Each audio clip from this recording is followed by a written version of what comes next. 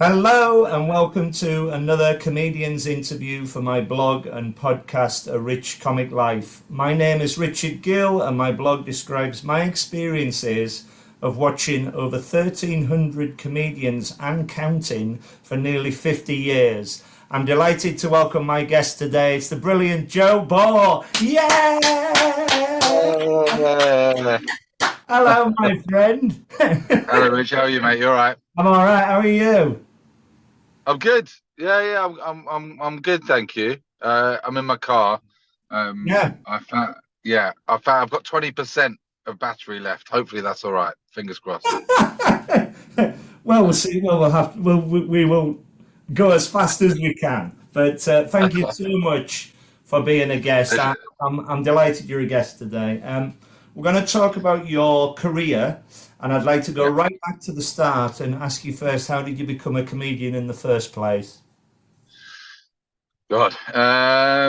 March to March 5th, I think, 2005. I did my first ever gig downstairs at the King's Head, which I've actually just made a film about.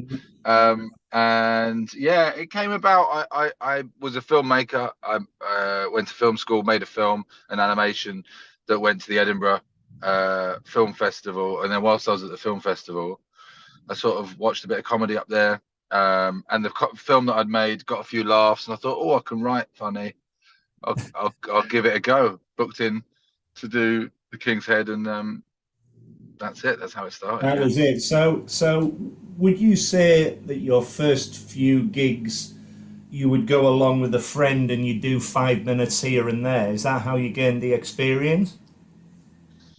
Yeah, it was lovely when we started out because you have your year group, the people that are doing the same sort of open mic nights, and actually there was a guy, Michael O'Donovan. He doesn't do it anymore, but he was really helpful. The first time he saw me, he sort of told me about the other gigs and helped me get on at some other ones.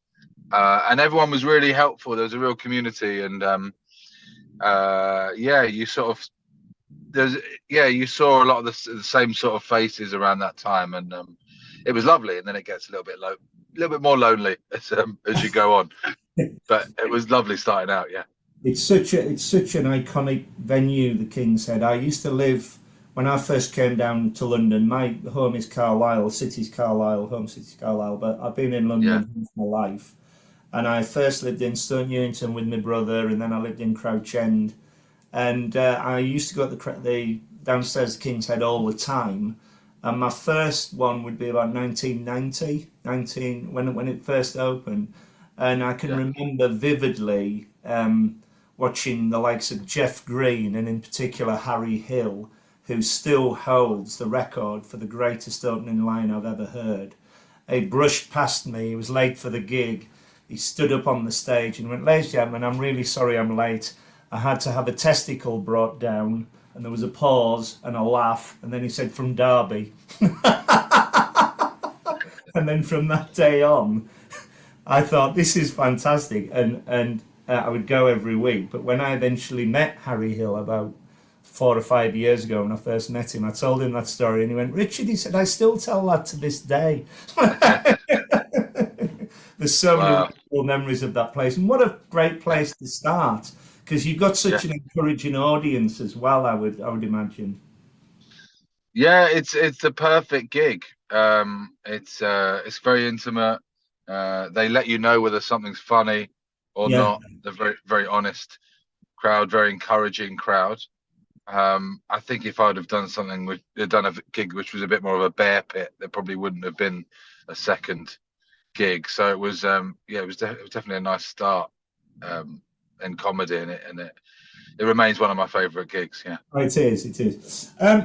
What do you like to talk about on stage? Do you have any particular themes or any ideas, or is it just of the moment, or what?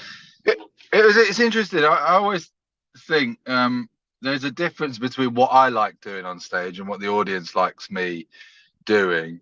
Um, I've found an audience likes me to tell embarrassing stories, and they like you to be honest. Really, I like silly jokes, Mm. um, and I like doing my character when I get to do my character.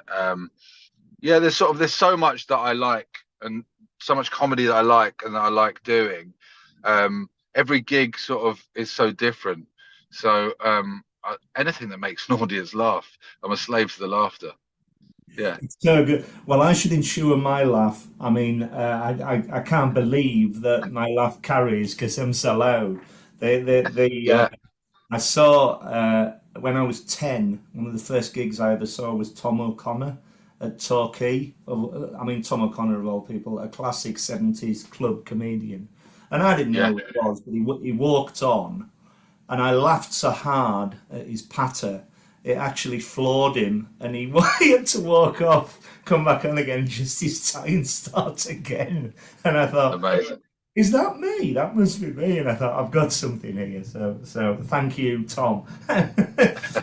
Well, you were definitely. I saw you at the King's Head gig Yeah, yeah, yeah. the other week. That Um, was extraordinary, celebrating 40 years. Yeah.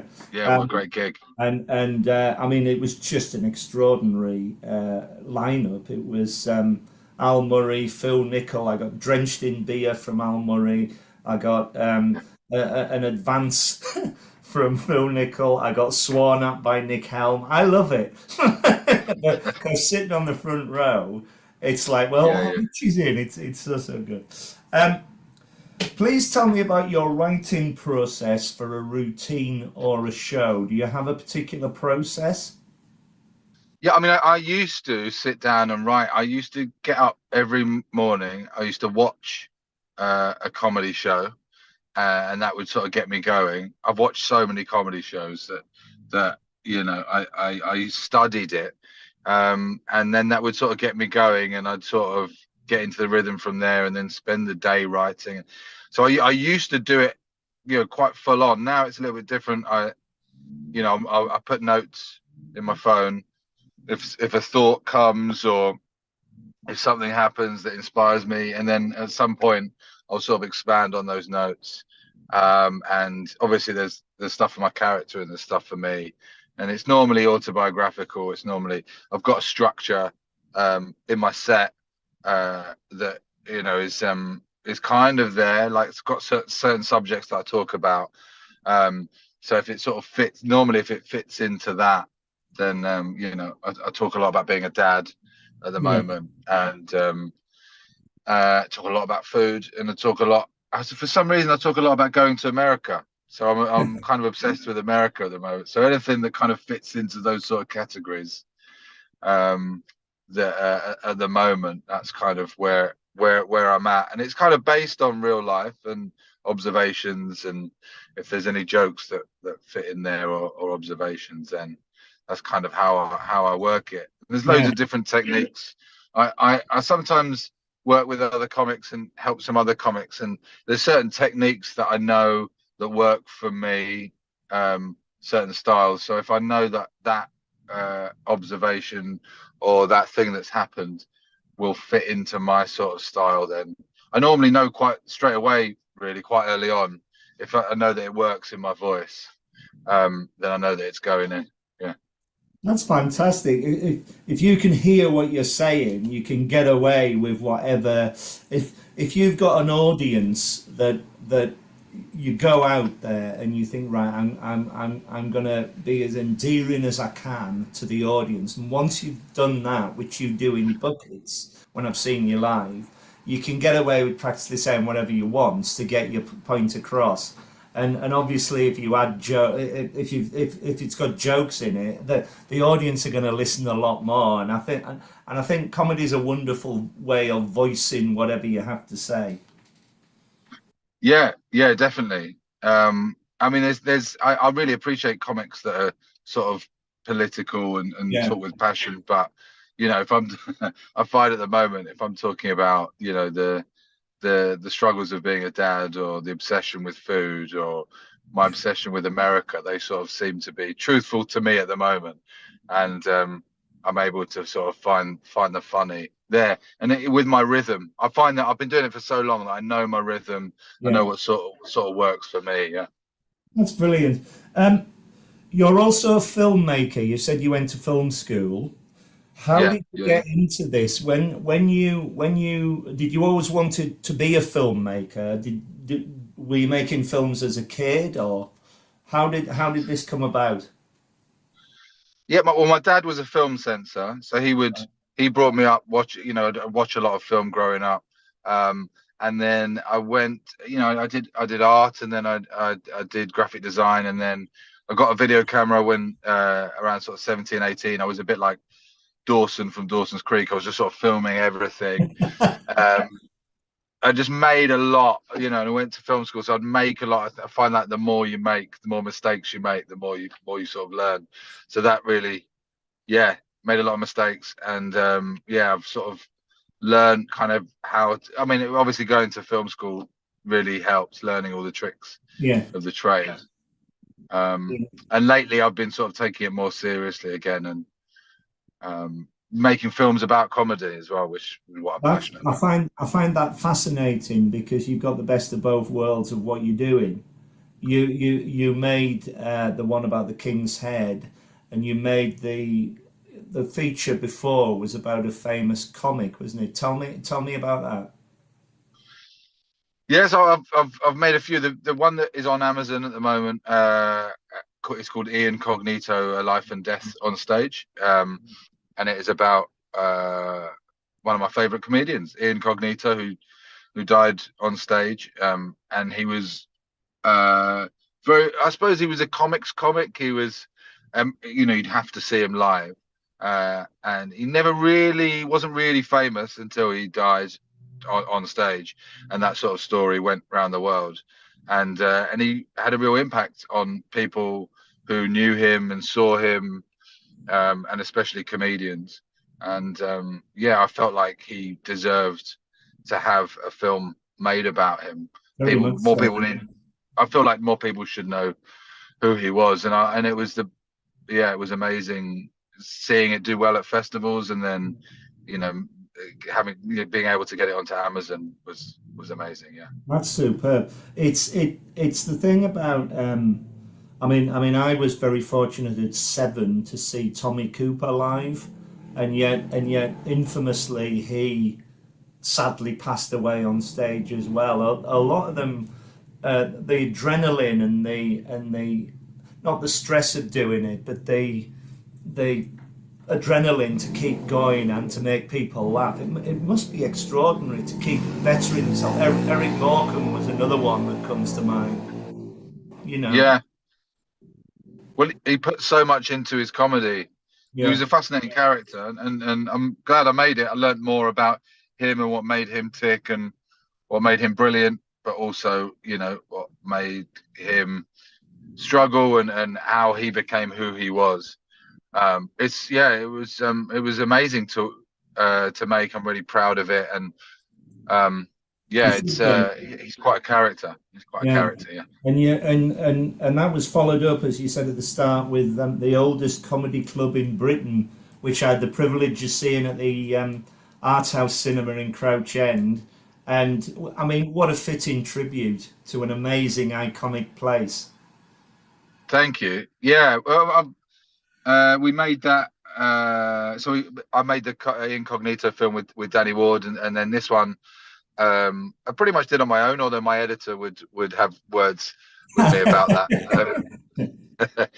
But yeah, it's a love letter to my a place that means a lot to me. Um, and it wasn't hard getting some great comedians to do it as well, because it means a lot to a lot of people, to a lot of comedians and a lot of audience members as well. So yeah, it was lovely, and it was really well attended, the little run that we did at the Art House. So yeah, that it was lovely seeing it on the big screen. When Um, I attended the 40th about a few weeks ago, I did a week of attending the Tuesday night 40th anniversary show, and then the yeah, Saturday I came to see your film and the Saturday night show. And what was amazing when I walked in, I hadn't been there for about 10 years, but it was as though nothing had changed. When you go into the bar and then you literally are downstairs. And there, yeah, there was dear old Hugh Thomas, who was brought out of retirement. And literally, he came up to me and he went, "Hello, Richard. I remember your laugh from 20 odd years ago."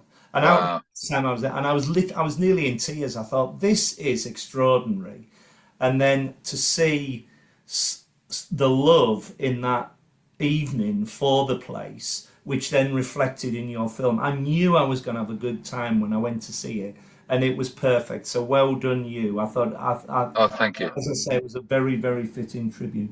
Um, don't mind me asking this, but do you prefer filmmaking to stand-up comedy, and why, if you do? It's a good question. Yeah, people often ask me that. I like both. It depends what kind of what kind of mood I'm in. I like filmmaking because I get to work with other people, and Yeah, it is less lonely. And it's an amazing achievement when you finish a film, especially a feature film where it's taken, 6 months, sometimes a year, and it's a real labor of love. And but you never know with a film what the reaction is going to be, so it is special. Um, there's a film I just made about Tanya Lee Davis, yeah. which we just screened in LA and Vegas, and it was amazing. The reaction to that, um, yeah, it meant so much. But doing stand up is very personal, and there's massive highs and lows. When the feeling you get when you've written something and it works and you've created laughter is it's an amazing feeling. Yeah. I had a go once only, years and years ago. I knew a promoter at Edinburgh, and I said to him, I can remember all the jokes the comedians tell me. I think I'd be very good at doing this. And he said, well, we've got a gong show in the Haymarket. Come along to that. So I wrote a 5 minute script about me crashing cars in Carlisle, and he liked it. And he went, right, he said, you got 3 minutes and you might get gonged off if they don't like you. So I walked out, there's three people in the crowd. And the first thing I said was, good afternoon, ladies and gentlemen. People think I look like Eddie the Eagle Edwards, the ski jumper, but I can't see the resemblance myself. And the time I did it, I was his double. And one old fella at the Yeah. back just went, fuck off, cut me off. And the promoter went, have another go. I went, no, I don't know about that, but I think my way in the world is sitting in the audience supporting you. I'll never say never again, but it was an experience to do it, and that's another reason why when I go and watch you, I've got the utmost admiration for you going out there and having a go at doing it, if nothing else. But Yeah. if you've done it for so long, and I say to a lot of comedians, it's all about the experience. I can imagine. Um, Obviously, the better you get, the funnier you are. I saw you once at the 99 Club in Leicester Oh Square, God. and Yeah. you were comparing it, and you made a superb job of comparing, because Oh, you thank you. also got your routines in, which were brilliant, and the audience were with you all the way, so everybody was up and ready for the main acts. It was brilliant. Again, you prefer comparing to performing a routine at all, Yeah. or different? I don't know. I mean, I compare a lot for the 99 Club. Actually, I get asked to compare a lot, so must be okay at it. I like the skills that it's given me. Um, it does affect your routine, but now, I mean, it's quite a popular thing to be able to talk to an audience, because you're able to, come up with material in the moment, which is, Yeah. I hadn't realized that can be quite a good that can be quite a good thing. And you're not aware of it, but it's quite a good skill, I think. I sound like I can't do it now, but I'm obviously better when I've You got an can, audience. and you're very good. Thank you. Oh, thank you. Following on from that, do you get any nerves at all before you go on stage? um if it's a new environment, um then yeah, and I do. You never really know sometimes when you're trying new material. I kind of often I try and do a little bit every day because that makes it exciting. um But if I'm doing, something in a venue where I really don't quite know how it's going to go, or I sometimes do cruise ships, and that can be quite a tough audience. You're doing a long time, and that's probably the most nerve-wracking, because you're really, you think I could get booted off uh, at any moment. And it's quite tough when you're doing 45 minutes to an elderly crowd, and That you is. know you're censoring yourself as you're going. Yeah, the people that the comics that do that are really, yeah, it takes a skill to be able to do that. So I get quite nervous when I do those sort of gigs, but not if I'm comparing. Yeah, also. Would it be fair to say that as soon as you've got your first laugh from your first joke, the Yeah. any nerves that were there go? I think so. Yeah, Yeah. That first laugh definitely helps you relax a little.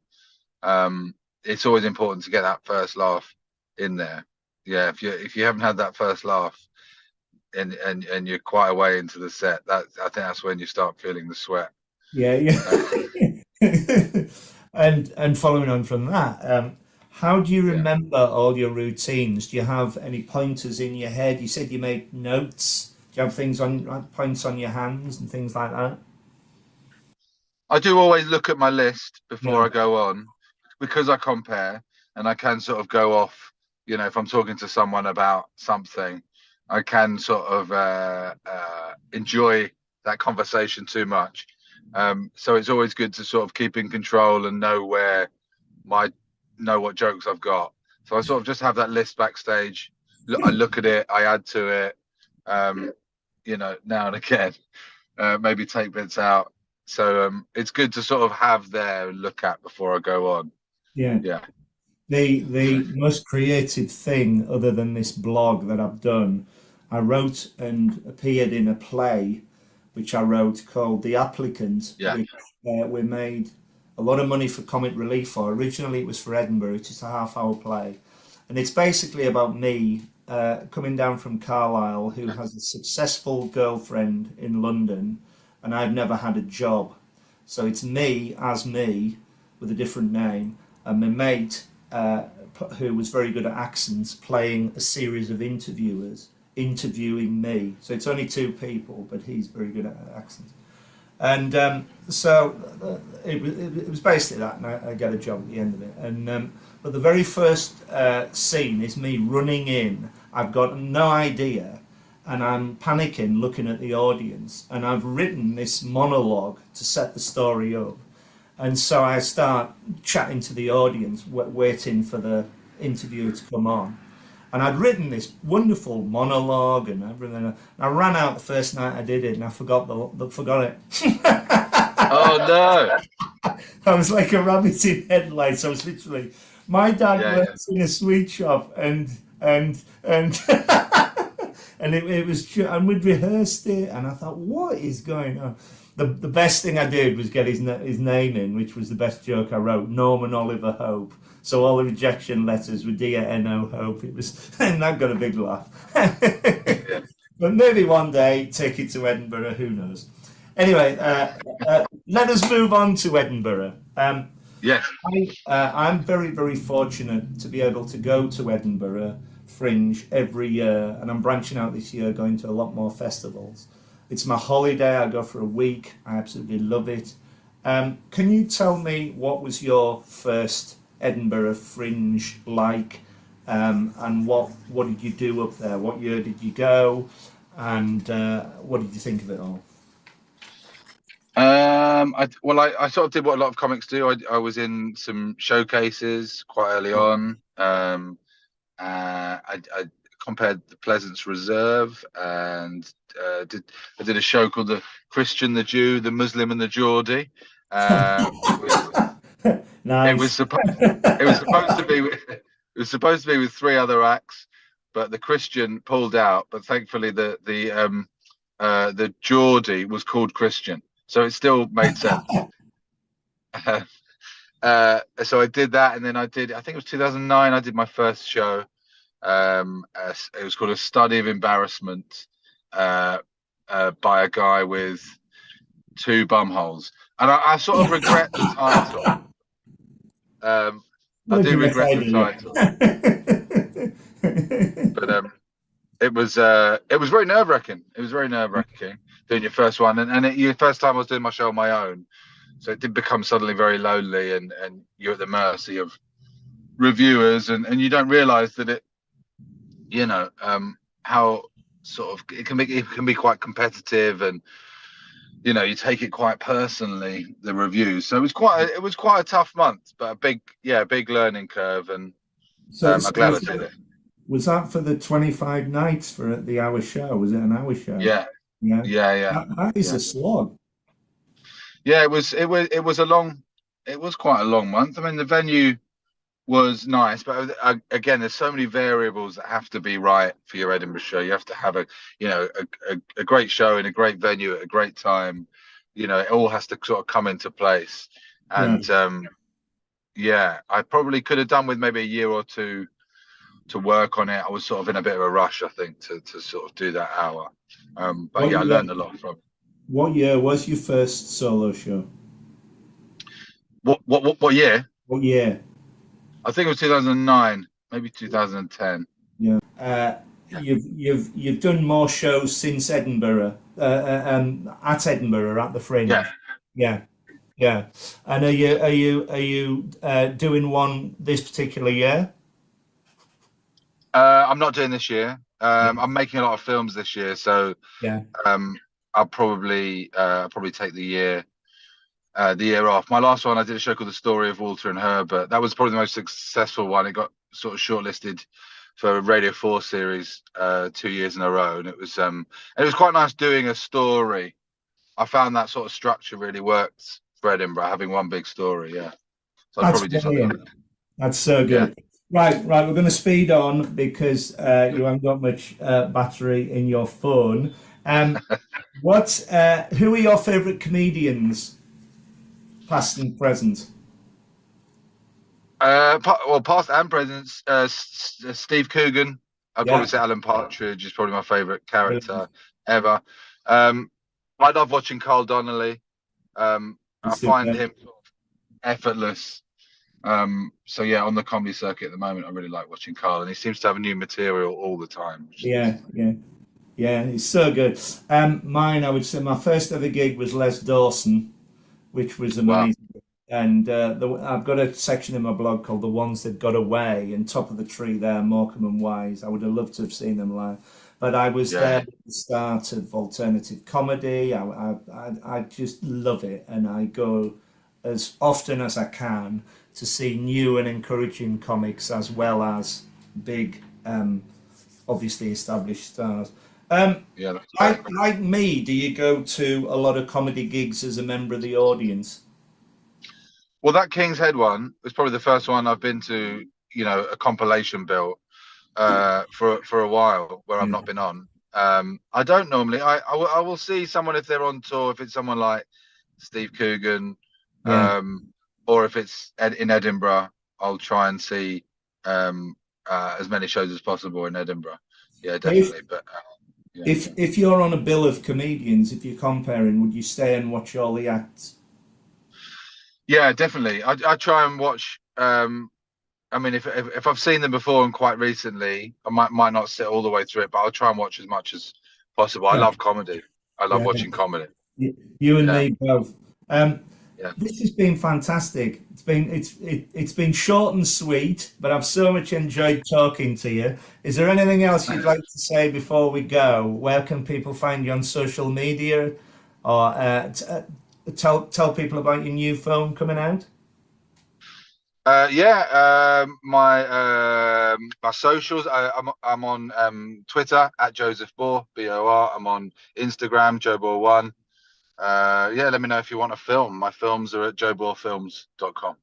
Brilliant. Well, all the very best to you. I think you're a fantastic comedian and a great filmmaker. That last film you did about the King's Head was extraordinary. Thank you so much for your time, and I'll see you very soon. All the best to you. Thanks, Cheers, mate. Take care.